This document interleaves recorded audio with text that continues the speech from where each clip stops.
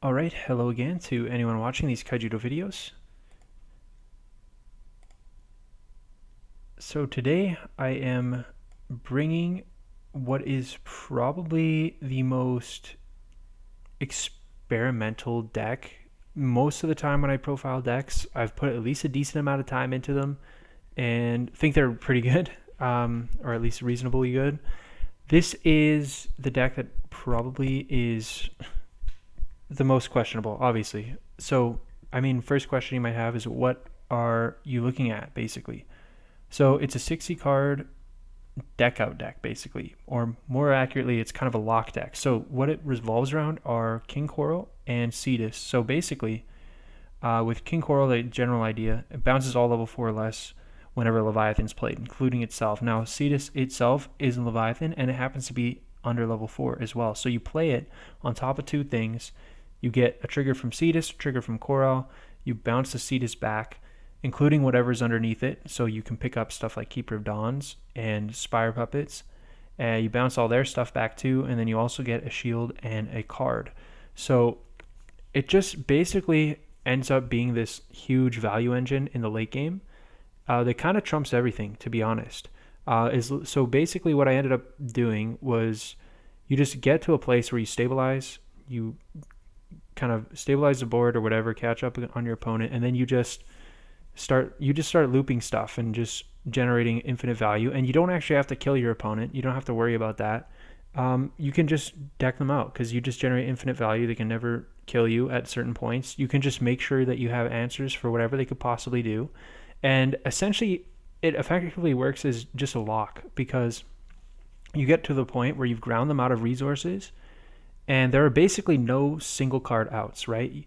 Think of something like Skull Shatter, right? Well, you have Iron Will Tree, you just keep that in play. You just do your loop, bounce everything back, get your value, look for certain cards, and then you just summon Iron Will Tree afterwards. So basically, you just keep gaining mana. If they hold a card in hand, you just Spire Puppet away. If they play it, you just find a way to remove the card that they played. Or maybe if you don't care about it, it just doesn't matter, right? You can loop something like this Cloud Worm to tap a thing. So if they play anything that's under 5,000 power, you just tap it and clear it with the King Coral, right? So again, there's basically no zero card outs there's no one card outs to this lock. So eventually, again, you just grind them out of resources, and basically any deck, you can just deck them by just looping stuff and or just getting out of range of dying. So basically any problematic card, like if it's a problematic threat, you just get certain things. So you have the time to get things in rotation in your hand, access to them. So when you've ground them out, you'll usually have time to just Keeper of Dawn, you recycle your crystal memories, you can loop those, and then you just find the key cards. So if you're worried about a Haven, you just find your Blaze Helix, you keep that in rotation, and it doesn't matter. Like they top deck a Haven, so what? You just Blaze Helix, you can replay the Keeper of Dawn to pick back up that Blaze Helix, and then you're ready to go for another one. It's not really a concern. Or you could even just save that Keeper of Dawn for the next turn and just like Blaze Helix and then play Spire Puppet on whatever they drew, and then set them back to top deck. So again, like if it's something like an Infernus the Awakened that would stop you from playing your Baits and Cetus and all that, well, you can just make sure that you have a Terror Pit ready or a Root Trap ready in hand, and you just get rid of it, right? So there's a lot of problematic cards that could exist, like School of Scourge, Skull Shatter. Again, you just keep and play Iron Will Tree. So there's just no real single card outs that they can break this lock with. Like a Terror Pit, who cares? Like they Terror Pit your King Coral, it's basically irrelevant. You can just make sure that you have a Dark Return or Cloud Worm ready, or the time, or even just a second Coral, and you just keep on going. And you just make sure you take the time, get those pieces in hand, and if you need to, mostly in control matchups, you have this horror box here, and you can just loop it with Cranky Leviathan. You get that in rotation, and it's just a cheaper way to loop things. It's a way that you can play against control decks. Cetus, it's hard to loop all these things and deck out a control opponent sometimes because you go through so many cards, so you just find Cranky Leviathan, use that to start looping your effects instead, and then you can also at some point just find this horror box, and then it just gives you that speed to just mill them out and not have to worry about giving them too many windows to maybe draw like chain together problematic things. Or the more accurate thing is when you play against decks that are particularly problematic, and decks that can be problematic that are on the slow side, the control decks, are the ones that attack you on all those different angles. Because like I mentioned, you need to they won't have any single card outs, but the problem is the decks that have a bunch of different types of outs. So you might not be able to get the Blaze Helix ready and the Terror Pit ready, or the Blaze Helix ready for their Haven. You might not be able to get the Skull Shatter ready for their Tritonus, the Terror Pit ready for their Awakened, right? The Ironwool Tree ready for their Squillis and their Skull Shatter, right? So that's kind of the problem, is when they have all these different problematic threats, it takes you time to get everything. So even if you've kind of gotten to that late game stage, you're often in a spot where you might be vulnerable to certain top decks, and that can usually be like they have these small windows, and if they hit them, then it might make things difficult, and then you're kind of chasing the game, and it takes you some more time, and you're stumbling, and you don't really get to, and then you start having to go through your deck too much. And usually when that happens, you end up, when you finally get to that stage where you've kind of got everything ready to go and you're fully stabilized, at that stage your deck size might be in a problematic spot compared to theirs, and that's where Horror Box can come into play, where you just end up being able to mill a bunch of cards. Because I mean, even if, like, a lot of the time you just charge a mana every turn with this deck, and late game you can just mill like even 4 to 6 cards a turn. And so if you're down to 10 cards in deck, that's what, like 40 cards that you can mill, right? Like, or more, 40 to 60 cards. So, or something like that, like if you're around that, and like even sometimes it's more. So you can play with such a virtually higher deck count by just playing Horror Box, which allows you to just play a bunch of Reverberates and do your thing, right? So Horror Box was initially in this deck as a hedge, because again, it's not really a deck out deck. Against most aggro decks, you don't need Horror Box at all, right? It's not a deck out or mill deck, it's a lock deck.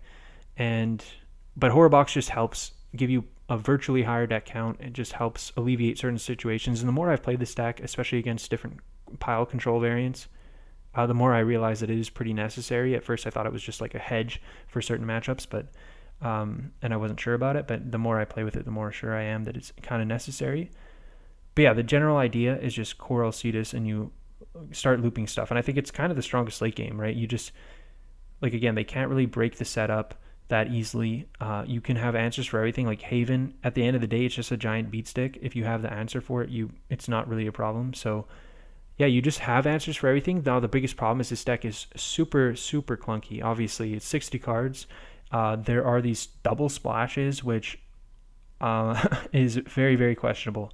So I'm going to go through some of the iterations and some of the backstory behind this deck, and also some of the other ways I got to this point that it's in now. Again, it's very much in a kind of new stage. It's not anywhere near like fully developed, but I'll go over some of the more specific card choices. But first question is, where did this start? And I guess the answer is actually way back when I first started playing Kaijudo again, back towards the end of 2020, I think.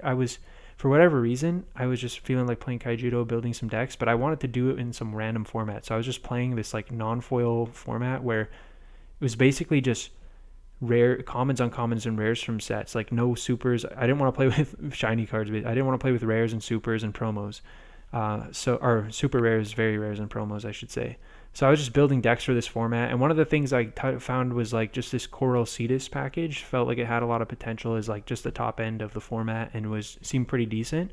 But the decks I was building were just like generic control decks and stuff, and just kind of goofy stuff. And somehow, like a bunch later, coincidentally, a bunch of time later, over this last kind of Christmas break, Andros ended up hosting a tournament in a custom format that happened to be that exact same format.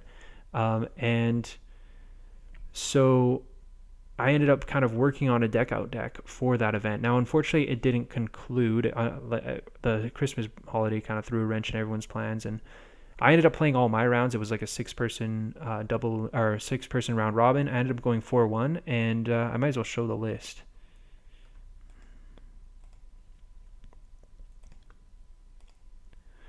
So yeah, this is the deck that I brought to that tournament that Andros held. Again, I ended up going 4-1. I had some pretty decent. I think I was in pretty good position to win the tournament if it ended up concluding. But obviously, I don't think I was by any means like a lock or anything. But I think I maybe had like a 50% chance to win or something along those lines. There's a couple other people that had the opportunity, but yeah, not many of the rounds ended up getting played. But yeah, so I brought this deck, which was just like a pure Lightwater Dark, splashing the Root Trap and Sprite's Gift, and a little more focused on like Mystic of Water And like Ice Blades is a really cool target that you can do some weird loops with, and Magistrate to counter some of the evolutions like Mesa Behemoth and stuff that I thought would be popular in that format.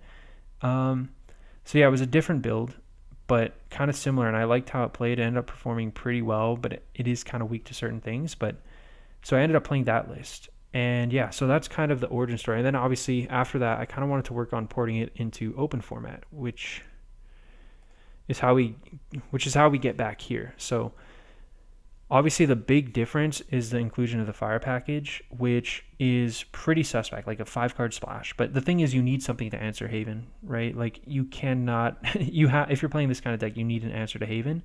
And at first, my initial builds, I was trying like much heavier things. Like I basically started with these, like I was playing like a 100-card list and then down to 80 cards and then tried to get it down to 60 cards. And it was like kind of a mess because it was kind of irrelevant, all the stuff. But at some point I was playing like a ton of sweepers, basically like a sweeper shield blast, and then just playing like more dedicated like ramp package, like verdant helixes and such, and then focusing more on the top end sweepers like Absolute Darkness, Absolute Incineration, maybe playing like an Awaken that you can lock your opponent out with.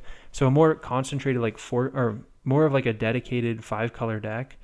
And it's just really hard to make that deck size pretty small and reasonable. Like it's just hard to trim it down. And on top of that, I was finding that like the ramp package just didn't feel very good. I think like it just didn't function very well. It was like just kind of clunky.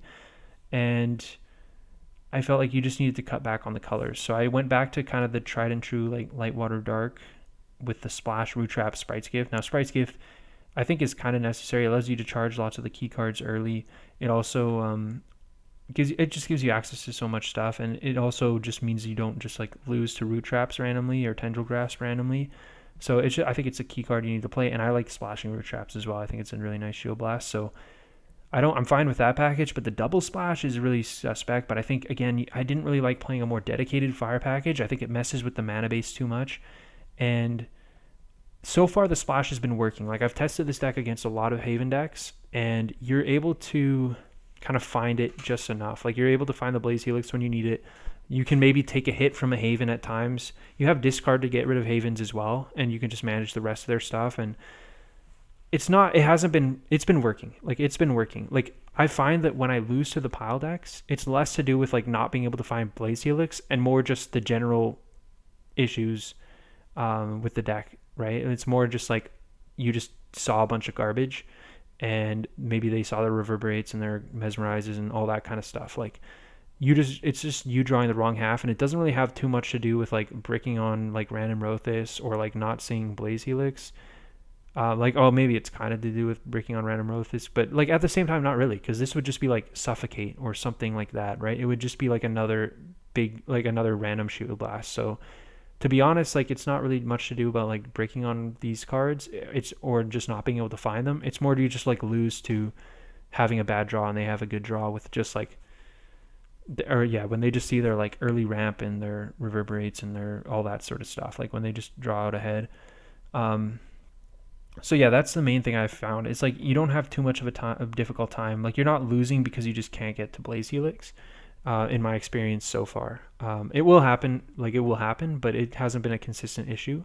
But I maybe haven't tested enough. But so far, it's definitely suspect. Maybe Rothis isn't the right shield trigger, but I like that it's like decent against Keeper of Laws and Cyber Scamp, and also like I don't know, it's just a decent shield trigger. I was trying like Drillstorm before, but I had both of them, but it was just too much. So I'm not sure. The Fire Splash is really like just playing. I mean, 9 cards, like almost like a sixth of your deck is these splash cards. It's pretty suspect, but I think you definitely need to play.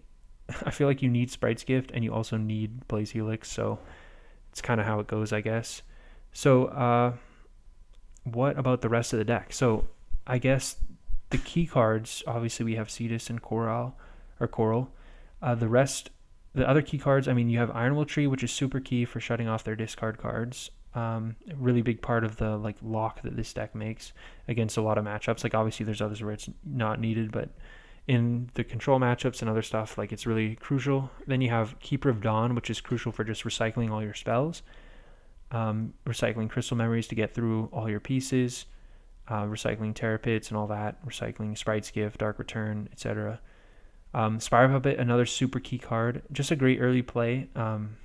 Disrupt the opponent, bait for Cetus, which is a big part of your aggro plan, is just finding your Cetus and just using it. So this deck happens to be pretty good against aggro decks that are weak to Cetus, like these low ball, like Blinder Beetle Prime stuff.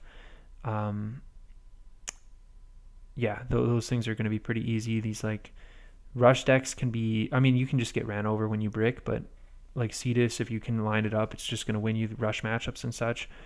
So yeah, that's kind of the idea. And Spire Puppet, great early play, and then late game, it's a crucial part of your lock that you're recycling this card and just keeping them in top deck mode where they're in awkward spots where like they either have to like charge their top deck or they just lose it to Spire Puppet or they play it and it dies anyway. So it's like kind of their stuff is useless. They can't just accumulate stuff in hand. So yeah, Spire Puppet is a great card.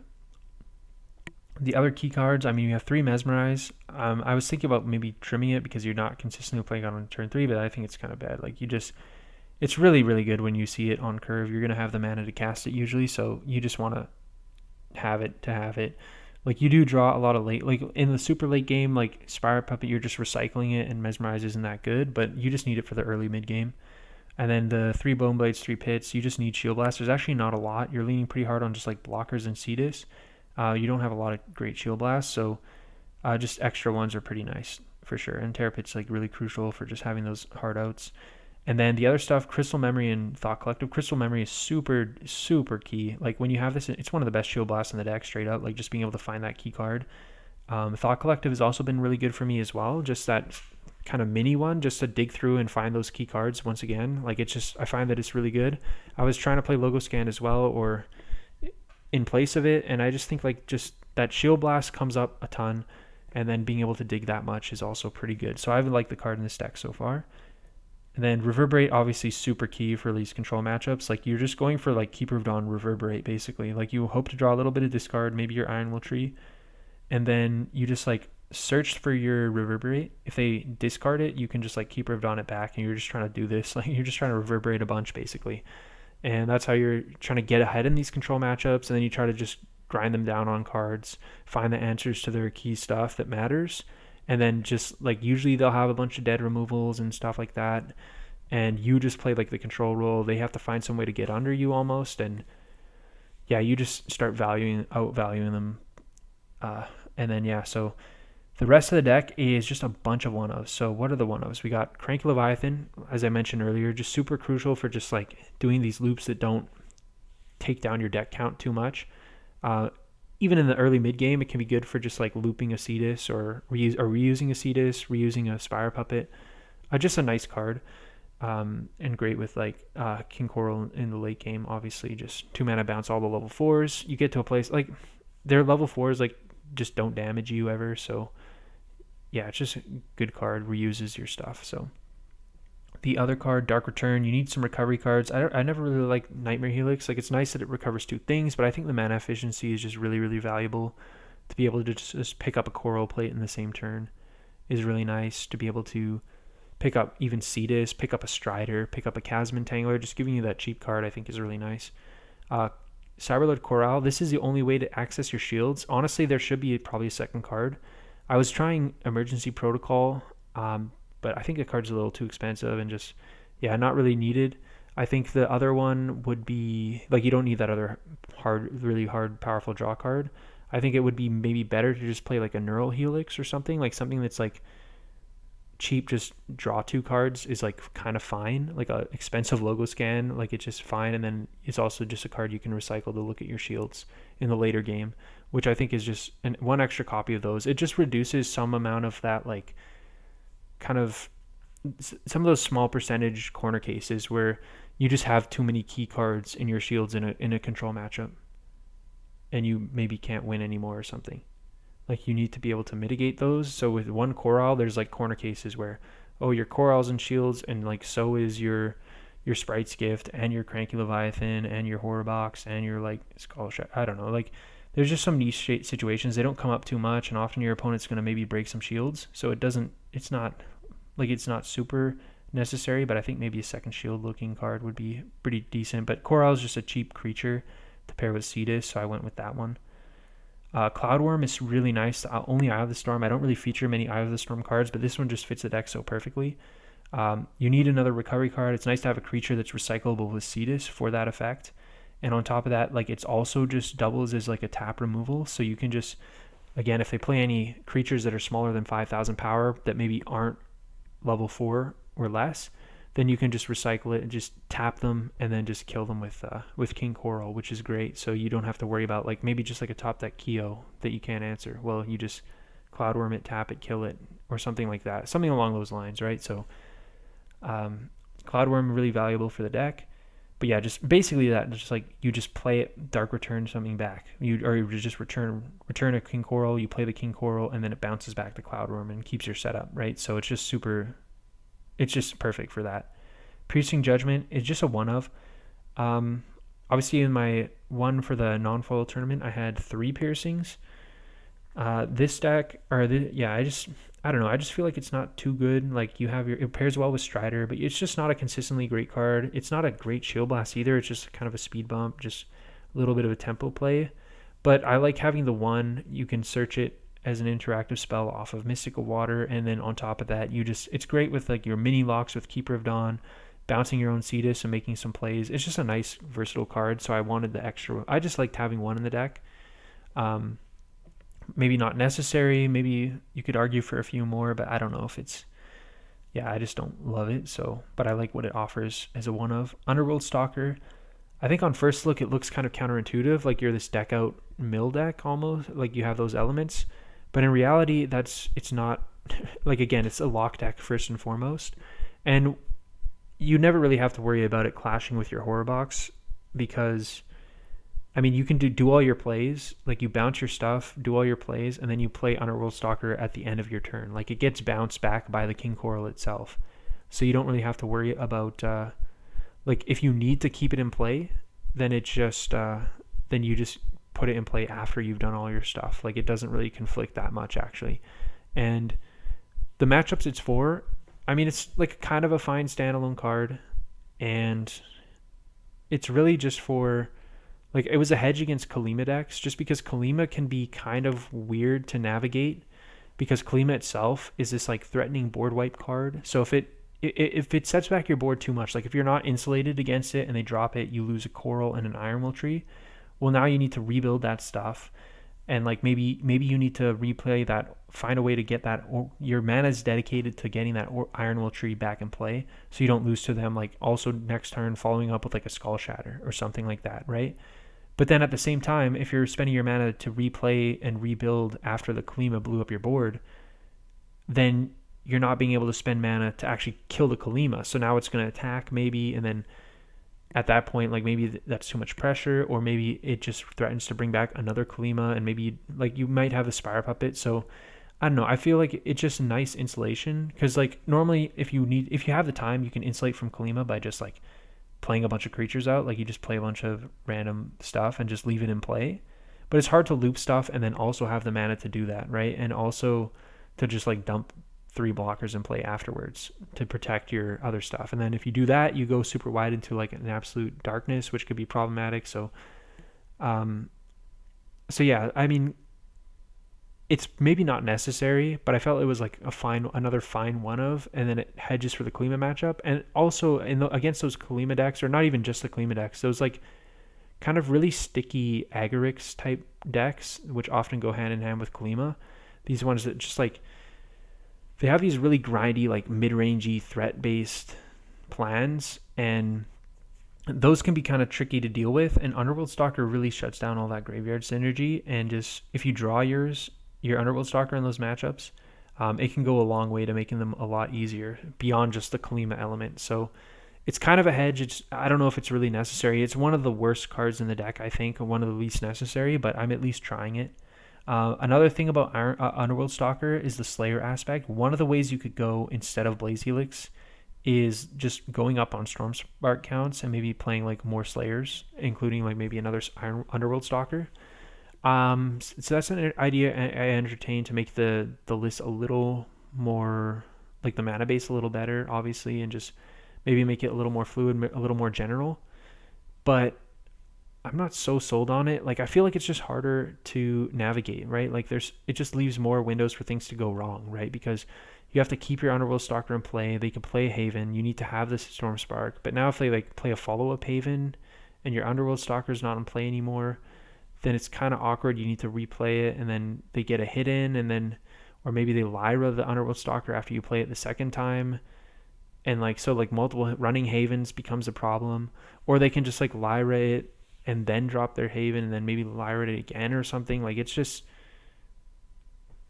I don't know, that doesn't make sense, but whatever. They can like it. They just it makes it awkward. It makes it hard to navigate. Now maybe that's not true. Maybe it's easy to set up, but I feel like it's just more mana intensive and just like a little trickier to keep those things set up. Like it's just Underworld Stalker can just die to stuff. If they root trap it, then all of a sudden like now you need to find your like one of Sprite's Gift and like a nature mana to cast it. So I just think it's a little more awkward to do that. So and I think like maybe Rothis is like a more necessary or powerful shield trigger than Storm Spark anyways. So I think you could go that route, but I've been kind of fine with the fire package so far. So yeah, Horror Box, as I touched on, it's just a really nice one of hedge. It just lets you play with a virtually higher deck count, a much higher virtually higher deck count, and really nice for a lot of control matchups. Mystic of Water is maybe not necessary, another card that's just kind of in there. I like that it's a 5-mana card that doesn't get bounced back by King Coral, but on top of that, it just like looks for Crystal Memory, which again is one of the most important cards in the deck, and also just searches Reverberate, which also one of the most important cards in the deck. So just a decent card. Just has a lot of just little bit of like it's.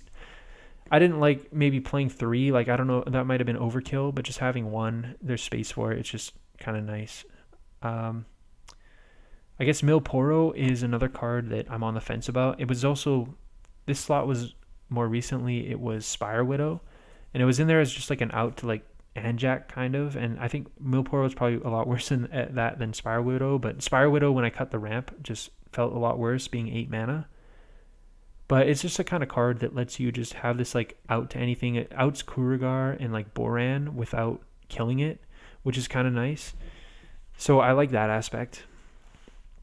And also like you can just lock your opponent with this where you just recycle it, and it puts them in a weird spot where it basically just 2-for-1s them because you put the card on top of their deck. So that already is like a 1 for, like you're just killing one of their cards. And now they draw the card, and if they replay it, right, then you just Milporo them again. And at first glance, you might think, oh, well, I'm decking you out now. Like they're the one playing deck out because you're just looping the same card to the top of their deck and you're drawing a card every turn, or maybe 3 from Cetus. But the reality is like you're totally content to do that as this deck because you're just going to hit a land drop every single turn while you're looping Milporo on the same card.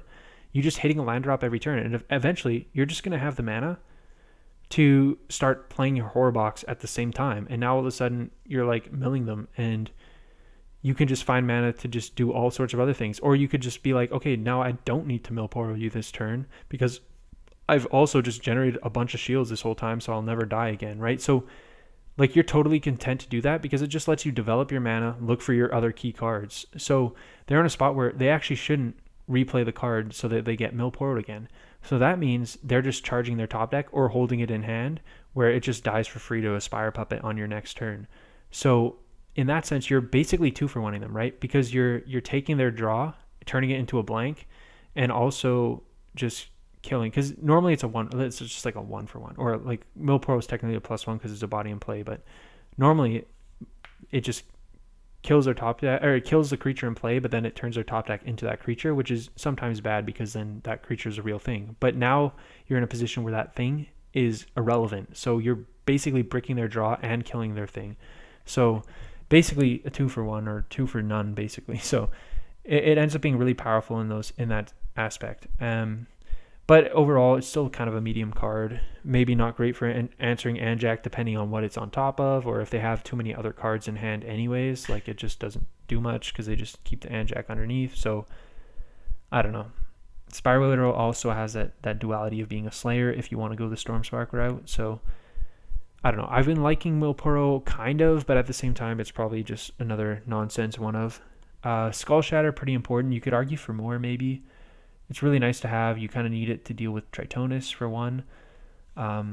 If they draw that card, that can be problematic. So that's kind of like one of those outs that they have where it just demands a specific kind of answer. So you need to have Skull Shatter.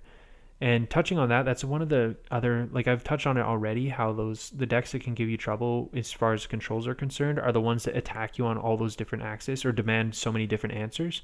Like if all you have to worry about is Haven, it's really easy because you just find your Blaze Helix and it solves the matchup. But if you have to worry about Tritonus and Haven, it makes it that much harder because now you have to find 2 cards to out their stuff. Or you're going to be weaker to like you're just going to be that much more weaker to the top deck while you're in the spots trying to get all those cards in rotation. And then if you add Infernus to the mix, that's like one more card that's problematic, right? You add Skull Shatter to the mix, that's one more card. So when they load up on all those cards, that's where you have the difficulties. Aside from, but yeah, that's the control matchups, which I found to be generally good. Like honestly, this deck's performed pretty well against control so far. It's the aggro decks that are most, like the aggro decks are most up in the air. Like honestly, like decks where Cetus is good, your matchups are going to be pretty decent, like 50-50 plus, right? I find like it's actually been surprisingly good against like Lightwater Dark Tempo randomly. It's been decent against like Lightwater Nature variants because like Keeper of Laws is really scary early, but Cetus does a good job like mitigating it from attacking depending on the situation. And then if you can just get to your Coral, like Keeper of Laws can never damage you, so it's awkward. There's a lot of stuff going on. You can easily fall behind and lose just to some good curves, right? Like the rush deck, sometimes they just run you over. Other times you just have the answers and you win, obviously. Like the tempos are a lot more tricky. I find the hardest matchups though are just like the swarmy, like the nature aggressive decks, like Water Nature and Mono Nature. Like those decks are the hardest for this deck, I think. Which is why I kind of want a few more sweepers, like maybe Drill Swarm. I don't love Tendril Grasp in those matchups, but it can be decent. Suffocate was a card I played in the other tournament because I was worried about those matchups, and it was pretty good for those. But yeah, those like nature swarmy aggressive decks with the Evos and all that, like Rollcore and Jack, those are probably the most difficult evolutions because they have big threats that are difficult to answer and also just a lot of advantage. So yeah, those are probably the most problematic matchups for me so far. Other random mid-range decks can also be tricky where they just have like the right mix of like just a little bit of interaction and also like just big sticky threats or hard to deal with threats. Those can be tricky as well. So yeah, it's like the linear, random, easy to deal with aggros or the slow, clunky aggros. Those are easier. And then okay, and another asterisk with the controls matchup is that it's a lot harder if you don't have public information. So I think this is another deck that really struggles without public information.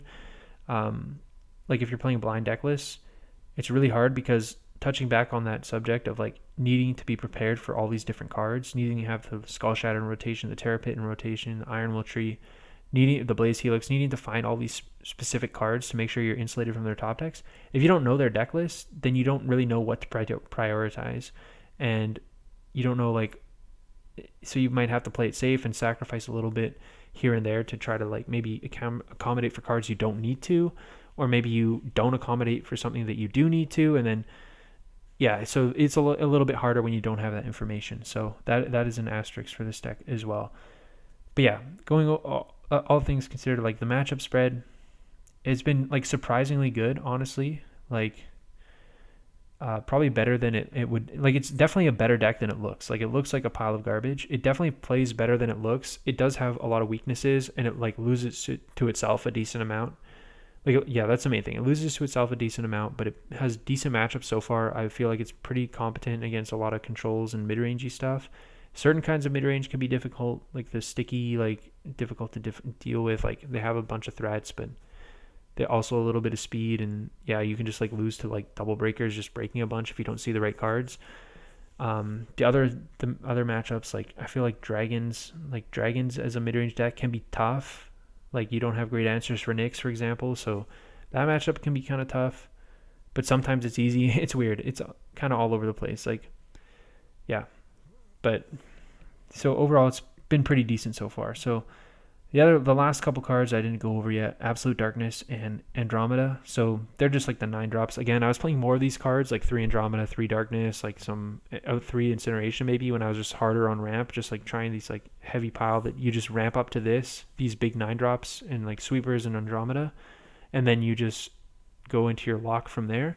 But those were less Cetus focused, and I realized just like playing a bunch of cheap blockers and Cetus was just the way to go to just be better against those aggro decks.